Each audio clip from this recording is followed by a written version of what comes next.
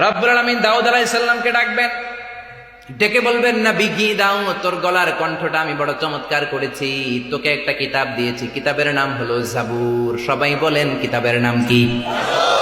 জাবুর মানে ছড়া গান।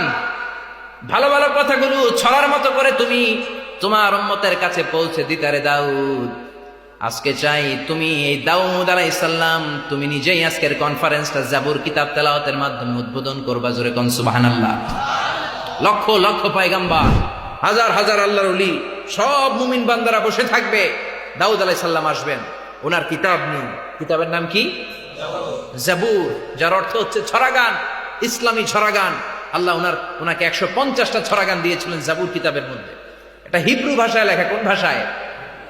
ইব্রানি। তাওরাত আর জাবুর ইব্রানি, হিব্রু ভাষায় লেখা।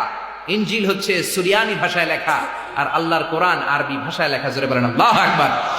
ইন্না আনজালনাহু কুরআনান আরাবিয়্যান লাআল্লাকুম তাআকিলুন। নবী গো, জান্নাতি লোকদের ভাষা আরবি, আমি আল্লাহর ভাষা আরবি, যারা জান্নাতে যাবে তাদের ভাষাও আরবি। এজন্য সবচাইতে দামি কিতাব কোরআনের ভাষাটাও আমি আরবি ভাষায় দিয়েছি। জোরে কোন সুবহানাল্লাহ।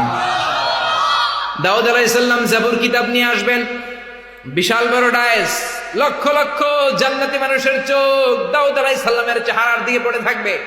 আল্লাহর পয়গম্বর দাউদ আলাইহিস সালাম জাবুর কিতাব থেকে গলা ছেড়ে গাইতে শুরু করবেন ছড়া গানগুলো। জান্নাতীরা শুনতে থাকবে, হেলতে দুলতে থাকবে। হাজার হাজার লক্ষ লক্ষ জান্নাতি দাউদ আলাইহিস সালামের কণ্ঠে জাবুর কিতাবের তেলাওয়াত শুনে প্রাণটা ঠান্ডা করে ফেলবে। আল্লাহ বলবেন, কাইফ হাসবু, ও দাউদ যথেষ্ট, আর লাগবে না, বসে যাও। সাইয়েদনা দাউদ আলাইহিস সালাম জাবুর পরে বসে যাবেন। এবার বিশ্বনবীকে আল্লাহ খুঁজবেন, আইনা নবী মুহাম্মদ, আইনা হাবিবি মুহাম্মদ। আল্লাহ